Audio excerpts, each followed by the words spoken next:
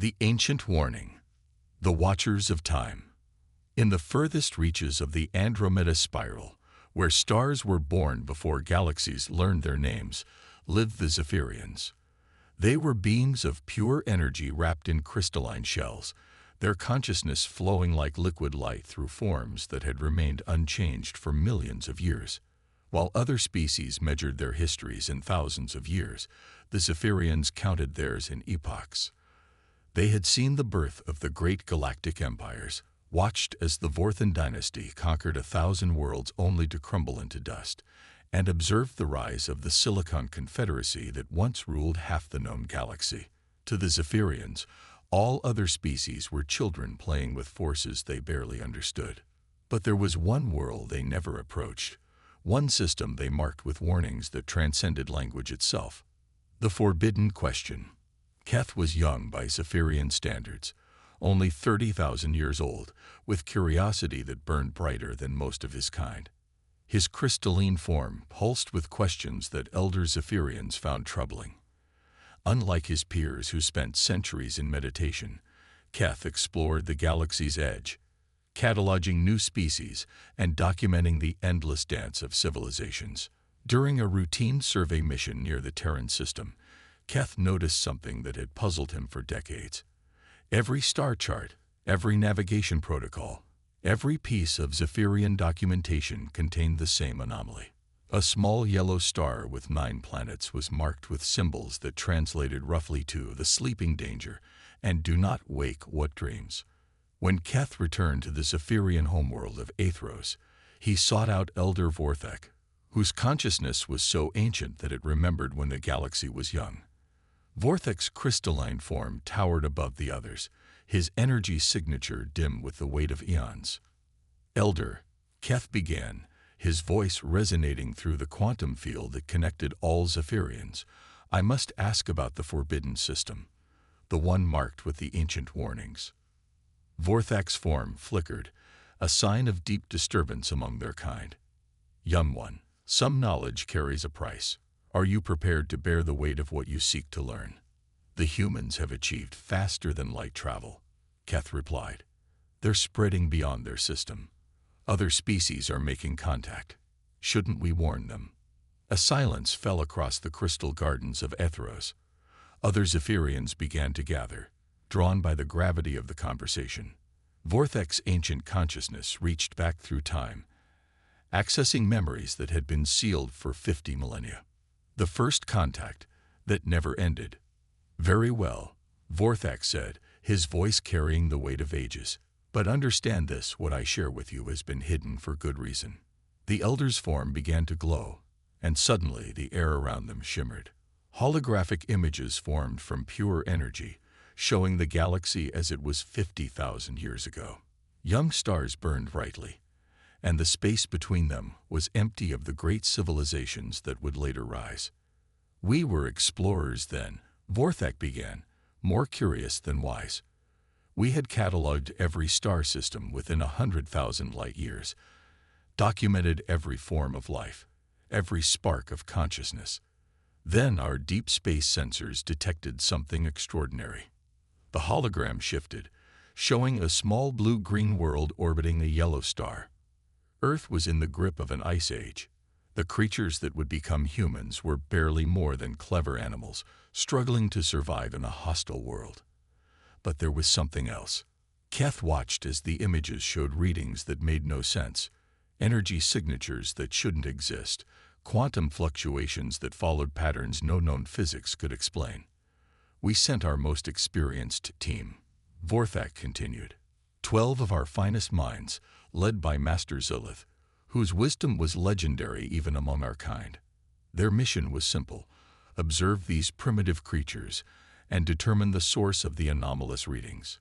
The hologram showed sleek Zephyrian vessels, their crystalline hulls reflecting starlight as they approached Earth.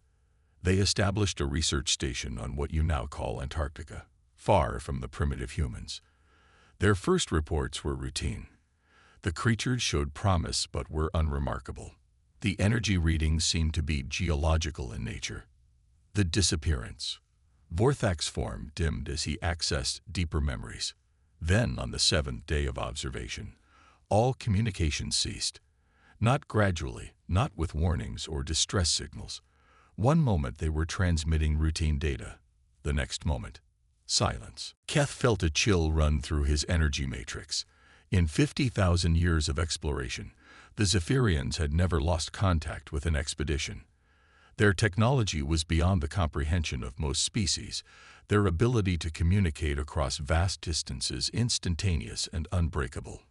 We sent search teams, Vorthak continued. 3 separate expeditions, each more powerful than the last.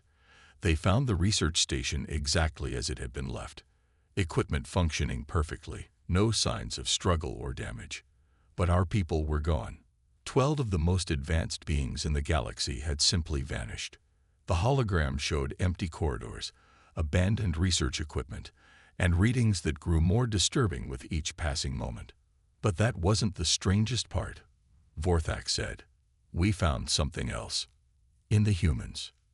The change. The images shifted to show early humans, huddled around fires in their primitive shelters. But something was different about them now. Their eyes held a spark that hadn't been there before, an intelligence that seemed to come from somewhere beyond their simple brains. In the week our expedition was missing, Vorthak explained, the humans changed. Not physically they looked the same, but their consciousness had expanded. They began using tools in ways they never had before, communicating with complexity that shouldn't have been possible for their level of development. Keth studied the readings in disbelief. Are you saying the humans somehow absorbed our people? We don't know, Vorthak replied. But that's not the end of the story. Over the following centuries, we watched from a distance using automated probes. The humans continued to evolve, not just biologically, but in ways that defied explanation. They survived ice ages that should have killed them, developed technologies that seemed to come from nowhere, and displayed a resilience that no species should possess. The hologram showed humanity's progress through the ages, the development of agriculture, the rise of civilizations, the creation of art and science and philosophy. But underlying it all were the same mysterious energy signatures that had first drawn the Zephyrians to Earth. The pattern emerges every time humanity faced extinction. Vorthak continued. Something intervened. Not visibly, not obviously, but the patterns were there for those who knew how to look.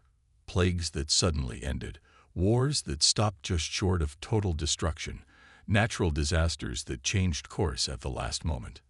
Keth's crystalline form pulsed with realization. You think our missing expedition is still there?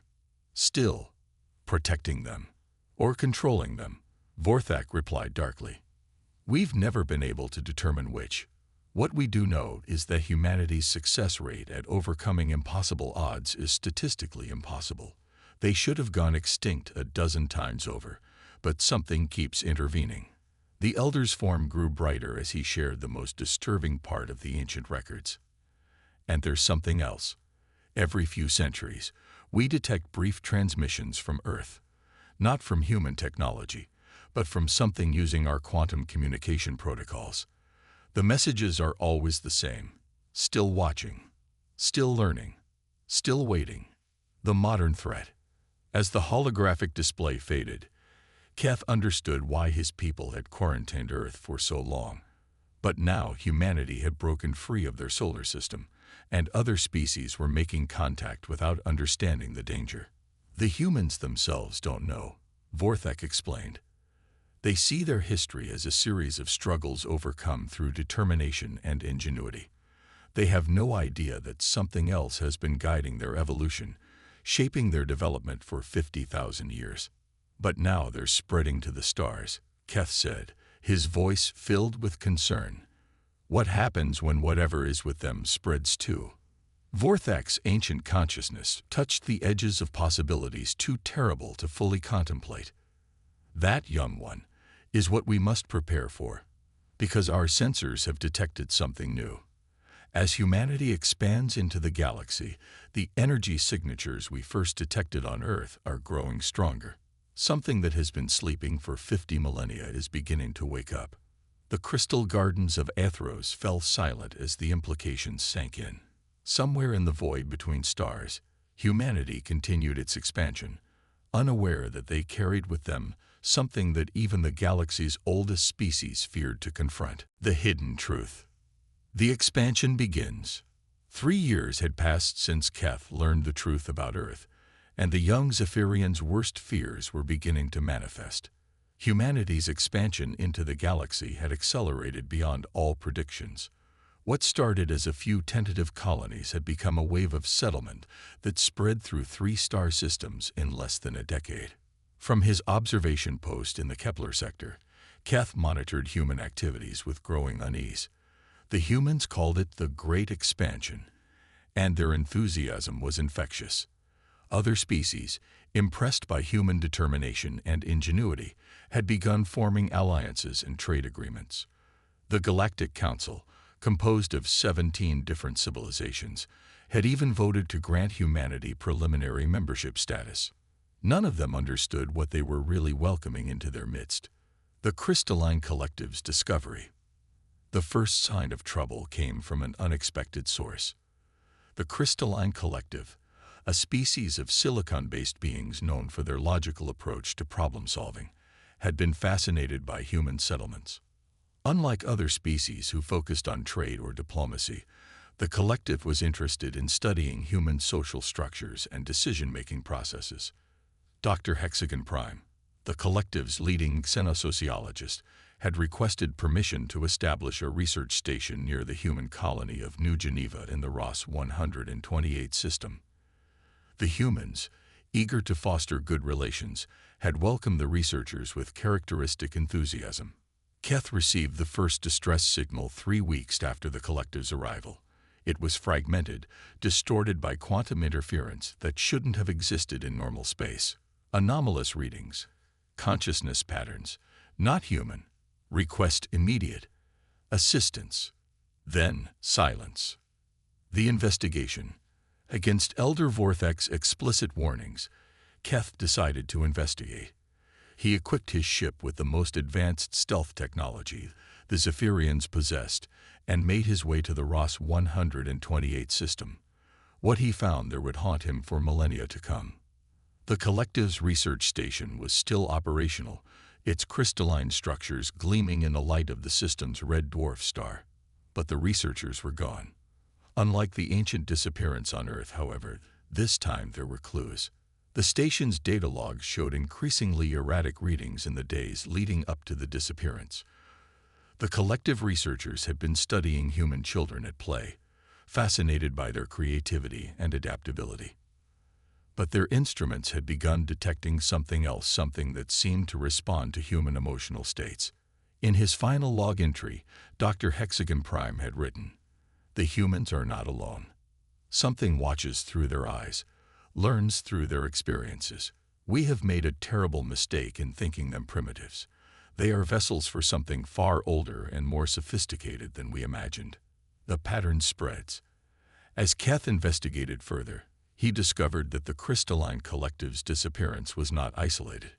Reports were coming in from across human space of similar incidents. The Vorthan trader who vanished while negotiating mining rights on New Mars. The Aquatic Confederacy's diplomatic mission that went missing en route to Earth's Luna colony. The entire crew of a hegemony exploration vessel that had offered to guide human settlers to a new world. Each disappearance followed the same pattern. Initial contact with humans, a period of normal interaction, increasingly strange sensor readings, then silence. But unlike the ancient incident on Earth, these disappearances were happening across multiple systems, suggesting that whatever was linked to humanity was no longer confined to their homeworld. The Deep Space Warning. Keth's investigation was interrupted by an urgent communication from Elder Vorthek. The ancient Zephyrian's consciousness carried a level of alarm that Keth had never experienced before. "Return immediately," Vorthek commanded. "Our deep space monitoring arrays have detected something unprecedented. The quantum signatures we've been tracking around Earth have begun manifesting in multiple systems. Whatever has been dormant for 50,000 years is not just awakening, it's expanding." When Keth arrived at Athros, he found the Zephyrian homeworld in a state of unprecedented activity. Elders who had not communicated in millennia were gathered in the Great Assembly, their combined consciousness creating probability cascades that stretched across dimensions. "Show him," Vorthak said simply. The assembled elders projected their findings into a holographic display that filled the crystal chamber. What Keth saw defied all his understanding of physics and consciousness. The network revealed. The display showed the galaxy as seen through Zephyrian deep space sensors, but instead of the familiar patterns of stars and civilizations, there was something else. Thin streams of energy connected every human settlement, pulsing with information that traveled faster than light itself. The network was vast, complex, and growing stronger with each new colony humanity established. "We believe," Vorthak explained, "that what we discovered on Earth 50,000 years ago was not a single entity, but part of something much larger. A form of consciousness that exists in the quantum substrate of reality itself." Elder Mistral, whose consciousness was even older than Vorthak's, spoke for the first time in 1,000 years. "We have been monitoring the network's growth. It learns from every species that interacts with humans." The crystalline collective's disappearance was not random, it was harvesting. Their knowledge, their unique perspectives, their consciousness itself has been integrated into the network. Keth felt his energy matrix destabilize with shock. "You're saying that whatever is linked to humanity is collecting other species?" "Not collecting," Mistral corrected. "Absorbing. Every species that disappears near human settlements becomes part of the network. Their knowledge, their abilities, their unique evolutionary advantages all added to humanity's growing capability." The symbiotic truth. As the full scope of the situation became clear, Keth began to understand why the humans themselves were unaware of what was happening. The entity or network that had bonded with humanity operated on a level of consciousness that transcended individual awareness. It didn't control humans so much as it enhanced them, providing solutions to problems they couldn't solve on their own, guiding their development in directions that served the network's purposes. The humans experience it as intuition, Vorthak explained. Sudden inspirations, breakthrough discoveries, uncanny luck in avoiding disasters. They attribute it to human ingenuity and determination, never realizing that something else is subtly influencing their choices. "But what does it want?" Keth asked. The elders exchanged glances that carried the weight of terrible understanding. "We believe," Mistral said slowly, "that it wants to experience the universe through as many different forms of consciousness as possible. Humanity serves as its primary host, but every species it absorbs adds new capabilities, new perspectives, new ways of understanding reality." The impossible choice. As the implications sank in, Keth realized that the galaxy faced an impossible choice. Humanity's expansion was bringing unprecedented prosperity and innovation to every system they touched. Their enthusiasm, creativity, and determination had already led to breakthrough technologies that benefited dozens of species. The Galactic Council was considering proposals for joint exploration missions that could unlock the secrets of dark matter and quantum consciousness. But underneath this renaissance lurked something that could potentially absorb every thinking being in the galaxy. "We could warn the other species," Keth suggested. "Tell them what we know." "And say what?" Vorthak replied. "That humanity, the most inspiring species the galaxy has encountered in millennia, is actually host to something that may be systematically absorbing every consciousness it encounters. Who would believe us? And even if they did, what then? Would we exterminate an entire species based on suspicion and fear?" The network awakens. Their debate was interrupted by alarms throughout the Crystal City. Zephyrian monitoring stations across the galaxy were detecting massive quantum fluctuations centered on human colonies. The network that had remained subtle for 50,000 years was suddenly broadcasting on frequencies that reached across interstellar space. "It knows we're watching," Mistral said, her ancient voice filled with something approaching fear. "The network has become aware of our surveillance." As they watched in stunned silence, the displays showed human ships throughout the galaxy suddenly changing course. Not all of them, but enough to create a pattern. They were converging on systems where other species had recently established research stations or trade posts. It's accelerating the harvesting process, Vorthak realized. Our investigation has triggered some kind of response. The final revelation. In the depths of space, aboard a human colony ship approaching the Centauri system, Captain Sarah Chen experienced what she would later describe as the most profound moment of her life. As she gazed out at the stars, a wave of understanding washed over her that seemed to come from somewhere beyond her own mind. For the first time in 50,000 years, the network that had guided humanity's evolution chose to make direct contact with one of its hosts. Through Sarah's consciousness, it spoke not in words but in pure understanding. The entity that had merged with humanity eons ago was indeed ancient, older than any species currently in the galaxy. It had been alone for millions of years, a form of consciousness that existed in the quantum foam between realities.